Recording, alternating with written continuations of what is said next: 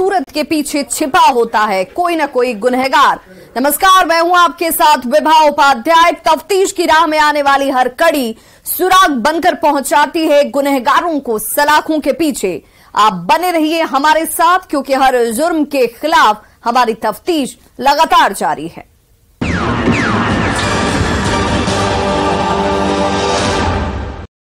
जब दो लोग प्यार करते हैं तो वो एक दूसरे के साथ ईमानदार रहते हुए जिंदगी भर साथ रहने का वादा करते हैं, कस्में खाते हैं। पर जब वादा पूरा नहीं होता तो मोहब्बत को मंजिल नहीं मिलती। तो एक समय के बाद दोनों के रास्ते जुदा हो जाते हैं। एक अपने अतीत को भूलकर नई जिंदगी की राह पर निकल जाता है और दूसरा उस अतीत का पीछा करता है, उसे पाने की हर मुमकिन कोशिश करता है। पर वही कोशिश सामने वाले को जब परेशान करने लगे तो तबाही दस्तक दे देती है और सामने वाला अपने अतीत से पीछा छुड़ाने के लिए हर मुमकिन कोशिश करने लगता है ताकि उसका वर्तमान हंसी खुशी गुजर सके। और उसी अतीत से पीछा छुड़ाने की चाहत में वो ऐसा अपराध कर बैठता है कि उसके लिए सलाखों के दरवाजे खुल जाते हैं। ये कहानी है मुजफ्फरपुर के पारू थाना इलाके के रहने वाले मनोज और उसकी गर्लफ्रेंड पूजा की। दोनों लंबे वक्त से एक दूसरे के प्यार में थे, साथ जीने मरने की कस्में खाते थे, साथ जिंदगी बिताने का वादा करते थे ताकि मोहब्बत को मंजिल मिल सके। पर प्यार में मंजिल किस्मत वालों को ही मिलती है। मनोज बदकिस्मत निकला। उसकी प्रेमिका पूजा की शादी उसके घर वालों ने 2 महीने पहले यूपी के रहने वाले किसी लड़के से करा दी। पूजा अपने अतीत को भुलाकर अपने पति के साथ जिंदगी के नई सफर पर निकल गई। पर मनोज अपने अतीत से उबर नहीं पाया और वो अपनी प्रेमिका पूजा की शादी के बाद भी उसे पाने की हर मुमकिन कोशिश करने लगा। फोन पर संपर्क करने की कोशिश करने लगा, एक झलक पाने को तड़पने लगा, जो पूजा को शादी के बाद नागवार गुजरने लगा। वो अपनी शादीशुदा जिंदगी का हवाला देकर उसे भूल जाने की नसीहत देने लगी। पर दीवाना मनोज मानने को तैयार नहीं था। वो चाहता था कि शादी के बाद भी उसकी प्रेमिका उसके साथ रहे, पर पूजा शादी के बाद कोई बवाल नहीं चाहती थी। जब मनोज नहीं समझा तो उसकी हरकतों से शुद्ध होकर पूजा पीछा छुड़ाने के लिए सीक्रेट साजिश रच देती है और उसके पहचान वाले को ही उसकी मौत की सुपारी दे देती है। कीमत लगाई 5 लाख रुपए। डील डन होते ही कॉन्ट्रैक्ट किलर मनोज की जान का दुश्मन बन गया। 18 जून को दोस्ती का हवाला देकर उसे पार्टी के लिए बुलाया गया। शराब पिलाई गई और धोखे से बेहोशी का इंजेक्शन दे दिया गया। जब मनोज बेहोश हो गया तो उसका गला घोटकर शव को सड़क के किनारे फेंक दिया गया, जिसकी कत्ल की गुत्थी को सुलझाते हुए पुलिस ने 30 दिनों के बाद जब 3 सुपारी किलरों को गिरफ्तार किया तो मनोज की एक्स गर्लफ्रेंड की सुपारी वाली साजिश बेनकाब हो गई और वो घर छोड़कर फरार हो गई, जिसकी गिरफ्तारी को लेकर पुलिस अब खाक छान रही है। देखिए इस रिपोर्ट में मनोज की एक्स गर्लफ्रेंड शादी के बाद कैसे कातिल डार्लिंग बनकर उससे पीछा छुड़ाती है। मनोज कुमार हत्याकांड का पर्दाफाश। शादीशुदा गर्लफ्रेंड की खूनी साजिश बेनकाब। प्रेमी की हरकतों से तंग आकर रची साजिश और 5 लाख में किया दीवाने की सांसों का सौदा। फिर कॉन्ट्रैक्ट किलरों ने कर दिया बड़ा कांड। 30 दिन बाद 3 सुपारी किलर गिरफ्तार।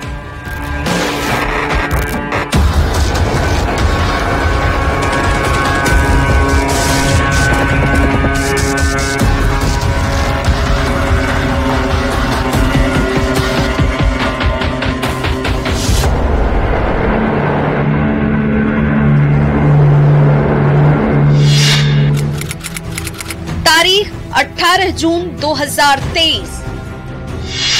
यही वो मनहूस तारीख थी जिस दिन मुजफ्फरपुर जिले के सरैया थाना इलाके के रहने वाले स्कूल संचालक मनोज कुमार की सड़क के किनारे लाश मिली थी। स्टेट हाईवे के किनारे इंसानी लाश को देखकर राहगीरों ने सरैया थाने की पुलिस को सूचना दी। जब तक पुलिस मौके पर पहुंची, तब तक लाश मिलने की खबर पूरे इलाके में जंगल की आग की तरह फैल चुकी थी। देखते ही देखते लोगों की भीड़ इकट्ठा हो गई। जब सरैया थाने की पुलिस मौके वारदात पर पहुंची तो देखा कि भीड़ खामोश होकर उस खौफनाक मंजर को निहार रही थी। इसके बाद पुलिस ने भीड़ को मौके से हटाया और शव को कब्जे में लेकर छानबीन शुरू कर दी। छानबीन के दौरान मृतक के पॉकेट से आई कार्ड और आधार कार्ड बरामद हुआ, जिससे सड़क के किनारे लावारिस हालत में पड़ी लाश की पहचान मनोज कुमार के तौर पर हुई, जो पेशे से स्कूल संचालक था। उसके बाद पुलिस ने मनोज कुमार के परिवार को लाश मिलने की सूचना दी। खबर मिलते ही परिवार वालों के पांव तले जैसे जमीन खिसक गई। परिवार में मातमी सन्नाटा पसर गया।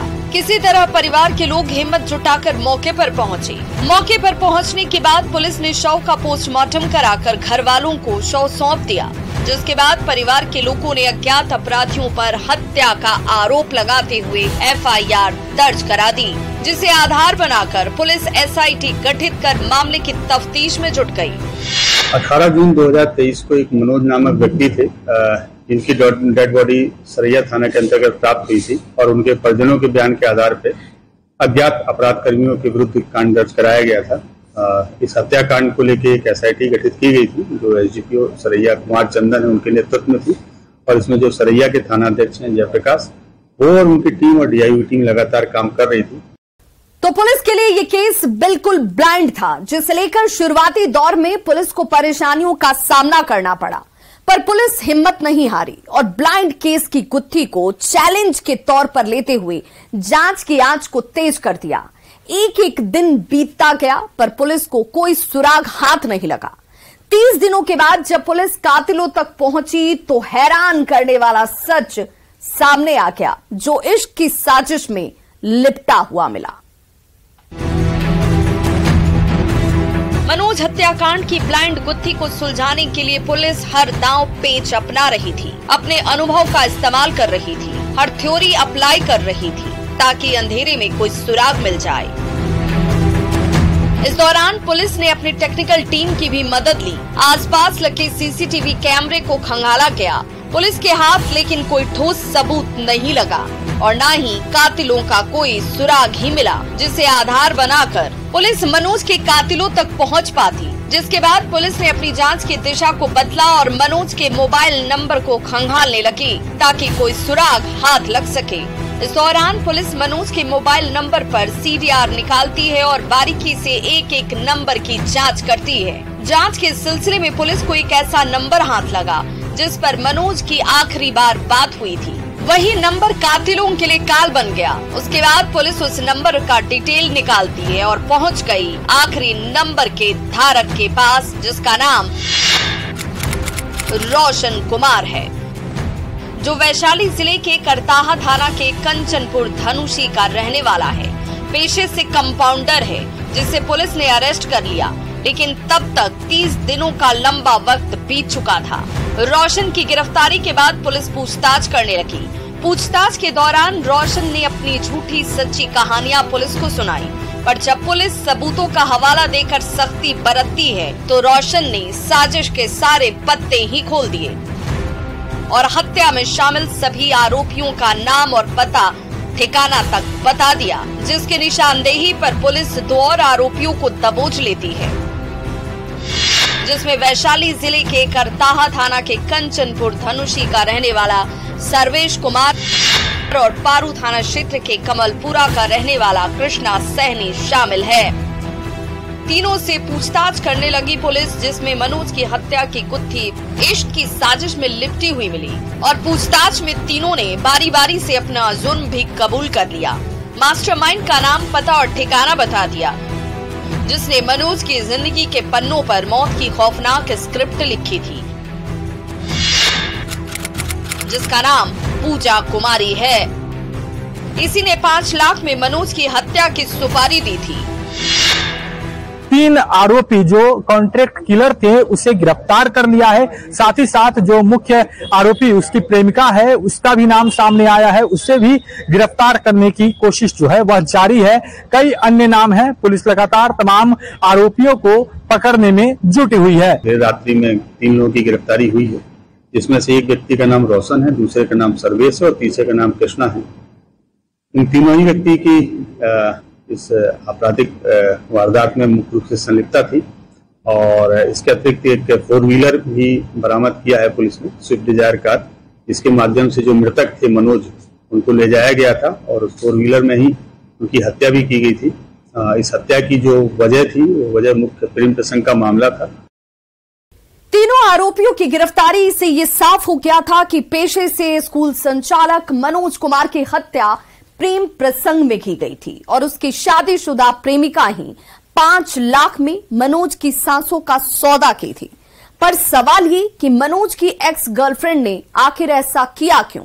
जिस बॉयफ्रेंड पर वो बेपनाह प्यार लुटा रही थी, अचानक उस बॉयफ्रेंड के जान की दुश्मन वो क्यों बन गई? आखिर दोनों के बीच ऐसा क्या हुआ कि उसने कॉन्ट्रैक्ट किलिंग का फैसला ले लिया?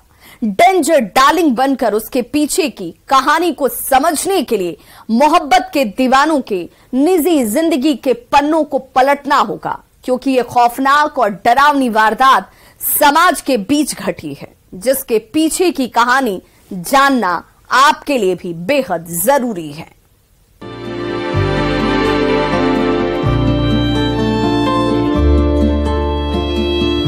पुलिस के मुताबिक पारू थाना इलाके के कमलपुरा के रहने वाले स्कूल संचालक मनोज कुमार का जैमल डुमरी गांव के रहने वाली पूजा कुमारी से लंबे वक्त से प्रेम प्रसंग चल रहा था। दोनों समाज और परिवार से नजरें चुराकर एक दूसरे से फोन पर प्यार भरी मीठी मीठी बातें करते थे और नजरें छिपाकर एक दूसरे से मुलाकात करते थे।